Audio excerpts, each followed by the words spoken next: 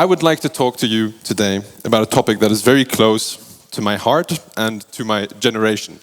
As you might have noticed, based on my age, based on what was just said, I am a person from the generation of the millennials. And you may have noticed at the moment there's a lot going on in the world. We have the feeling we're moving from one crisis to the next. And something that I think we are kind of missing at the moment is that there is a revolution in the work of world happening right now. And interestingly enough, I think when we think about the new work world, that I think is where we are heading to at the moment, we only associate it with the home office. That's right now the thing that has annoyed most of us is the home office. We all got stuck there through the pandemic. And I think we're missing a lot of other interesting trends that are happening at the moment. As said, my generation, us millennials, when we were a little bit younger, we went to the working world once. And we said, hey, how about a bit of purpose in our job? How about maybe home office? How about more flexibility? And in reality, it has to be said, we didn't really get very far. And now, suddenly, through this annoying pandemic, suddenly a lot of the things that we asked for became possible. And that's why I think it's such an interesting time right now to have a look behind the future of work and the world of new work. We are now moving from the industrial age to the information age, which I think is absolutely fantastic. The beautiful thing about generations is 50% of people do not know which generation they belong to, and 50% of the people who find out which generation they belong to don't actually want to belong to that generation once they find out. And you will see in a second why. Before I get into the deeper workings of how the generations work, I would briefly like to go through the different generations once. I think the boomers are a generation that you know. I think I've seen a few of you here today. Down there are the birth years. Yeah, a few. Down there are the birth years, and as you can see, and you might remember OK Boomer, that was quite a big thing for some time. It's quite interesting and quite nice that the baby boomers were called this way because they were such a big generation, right?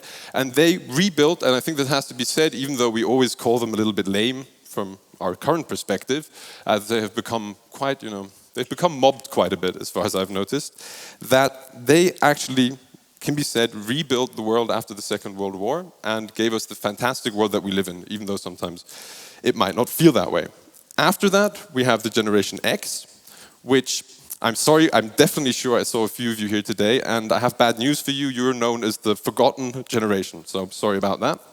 But the good thing about your generation was you had one very important, life's credo, and that was put your head down, work hard, and that is exactly what you did, and you became very successful. So that's good, but you were still also in this old industrial world of work. Then we have my generation, the millennials, the Gen Y. As said, we were the ones who already once tried to do this little revolution in the workspace and kind of failed. That's a shame. We're also known as the first digital native generation, even though sometimes I don't quite see why, at least from my personal perspective. Then we have the Generation Z afterwards, which is the TikTok generation, I think we would call them. And what's interesting is we all have very strong cliches about the next generation. And I can find myself, I'm only one generation older than this generation, and I'm already finding these kind of cliches about them. I'm thinking, TikTok, that's going to make them really stupid. And that's the same thing the older generation said about my generation and the technology that we used. This is a motive that always reappears, and I think it's fascinating to see how we always talk very badly about the next generation after us, because I think we know one day they will replace us. And I think we just, from the start, trying to get a bit of a head start. As you might have noticed at the bottom were the birth years, and we have now entered a new generation. And I've heard a terrible word for the next generation. They've been called the coronials. Millennials, coronials, I think it's disgusting, and I would prefer not to use it. But I think Generation C, maybe for crisis, currently is actually quite fitting. And I think this generation is going to be the first generation. You always have to add 20 years, basically, till they enter the workforce. This is going to be the first generation that will profit and will grow up in this new world of work that we are facing now. And I think that is also, based on these cliches that we always have about the next generation, These are cute, innocent little babies. You can't be mad at them yet. So maybe this is the generation that we should try to create a positive future for. Because as you might have noticed, currently the future seems a little dire. Now, let us have a look about how throughout these generations life has developed and how we see people's lives and how and when they work. This is how people are still treated, basically. So, you're 20, about 20 years, you're young, you get educated, then you work for 40 years, and then you have a beautiful 5.5 years till, I think you know what happens then. And the good news is, I think you all know this is not how it works anymore, but this is how we still see work. Basically, this industrial model, all the political systems that we have, all the job systems that we have, they are all based around this logic, this block in the middle. 40 years of work, when you enter the workforce, you're told, okay, you have to suffer for 40 years now, and then you finally get your pension and you can drink margaritas on the beach or whatever. Apparently that's... I was told I'm not getting a pension anymore, so we'll see about that. Now, you can see, I think we all know this, life has become a little bit more differentiated nowadays. I think this is a way better model to have a look at individual lives and how they develop, and then we will have a look at how work developed with it. You can see, we divide childhood and post-adolescence. I think everyone who's gone through puberty knows the difference. Then we have the rush hour, that is about my age, when you focus very hard on career. Selfness is the phase when you enter family life. Maturation, finally, with 55, I think it's time to become mature, and maybe at the end, there's a little bit of wisdom still possible. And what is very interesting is that this green block that we had in the middle, that now is our overall age groups here. As you can see, education, job, learning, sabbatical, work, and the beautiful term of the vocation. So when you find something that you do that you love so much that you don't even notice that it's actually work, it looks like this now. Individual lives have become a little bit more complex than how we used to see it. And this is a way more accurate way of looking at an individual's life. Up here you can also see the whole argument for lifelong learning. Because as life phases change, you may change, as you can see on the love bar, partners, you might change job, you might change location, and so on. So life has become more complex. We cannot capture it with this old model anymore. Now, I think it would be, and I think I would hope you agree with me, that it would be quite useful if we put this into a ladder and we say, I think it would be quite redeemable for all of us, that the mission of life should be to move from childhood and adolescence all the way up to wisdom. And what's interesting is if you think back to the old model that I just showed you before, with the only, industrial life, you will see that there are only 2 intersection points. So there were only 2 steps that you could move up. And funnily enough, and also maybe frustratingly enough, every time you go up one of these stairs, you need to go through a crisis. And the crisis forces you to transformation. Now, what I think is quite interesting, if you think back to the old model, these stairs, there were 2 crises that you could have. The first is when you enter the workforce, so you have to have a family, a house, and start working at once. I would definitely call that a crisis. And the last crisis is the one that is known and allowed to a certain extent. You all know it. It's the midlife crisis. That one's allowed, that's cool, everyone's allowed to have that. If I tell you now that in modern life, people have more crises, they change more often, they have to transform more often, a lot of people say that's just the younger generations, whining. It's not the case. And the real problem only occurs if you don't go through the crisis, if you don't move all the way up to wisdom. For some people that might be a good news. You can stay pubescent your entire life. We call that regression. There are a whole other amount of possibilities and reasons of how to, just not go all the way up. Choose your own.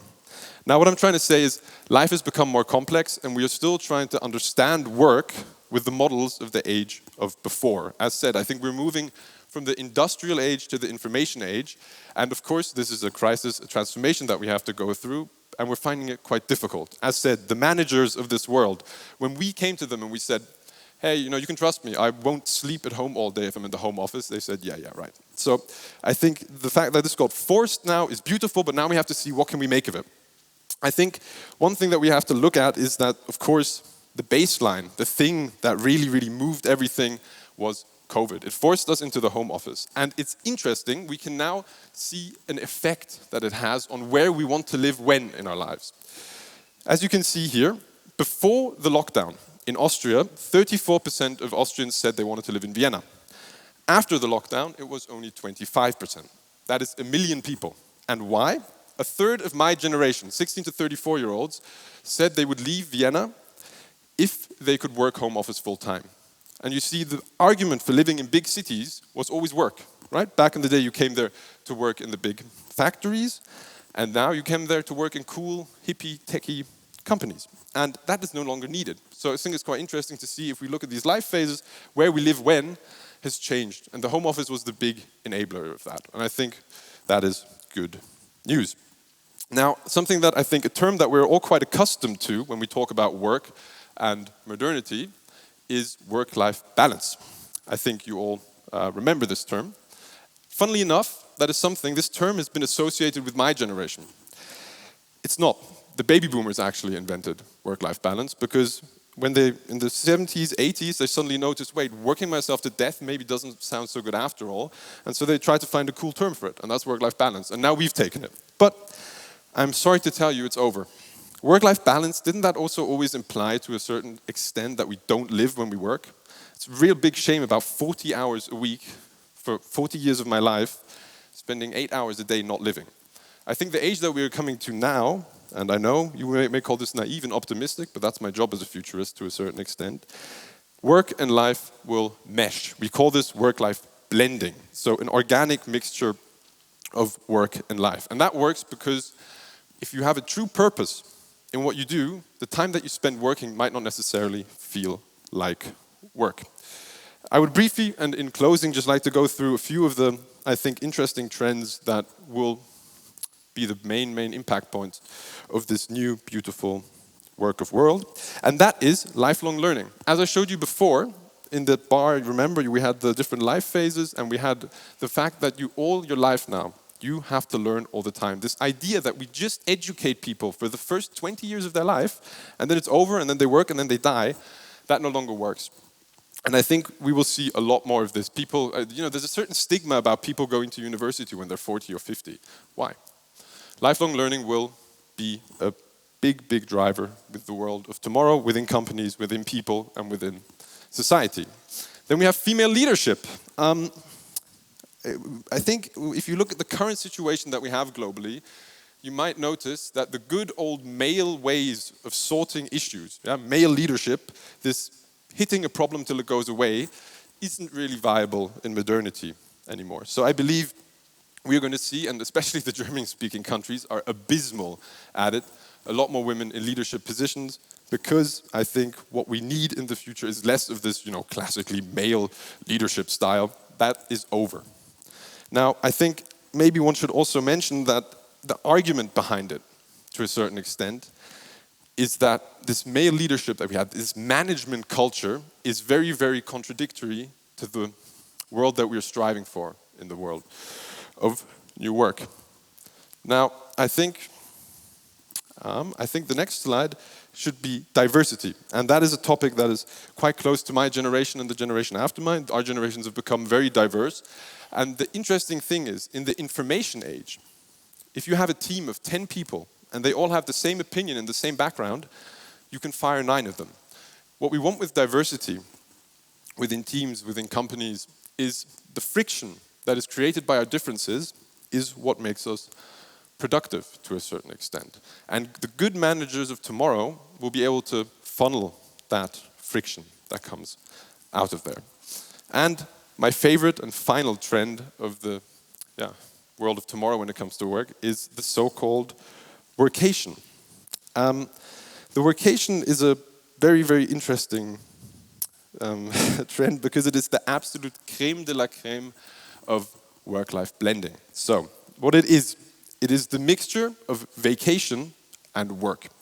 And if you already thought the mixture of life and work was crazy, then imagine mixing work and your holiday. So I will give you a little taste of it, and then you might see that it doesn't sound so bad after all. It's going to be a very Austrian example. So, you go to the Alps, and in the mornings you go skiing or walking or whatever you like doing in the Alps. And in the afternoon, instead of going drinking every day, as is very popular in Austria, it's called après-ski, and it's very out now. I don't need to remind the Austrians why. I would say that you use that time better by actually working during that time. You put yourself in a new surrounding, around new people, you get new inspiration. And we all know a few Zoom calls can also be done in the evening. And I think I've mentioned this to quite a few managers, and they always say, oh, fantastic, that means my employees are going to work while they're on holiday. No, no, no, no, no. You get a normal vacation, you get a workation, and then you get your normal work. And I'm just saying this, and I know it works, trust me, but I'm also saying this because this, I think, gives us something to look forward to in the world of work tomorrow. And with that, I say thank you very much, and I hope you can enjoy Workation sometime soon.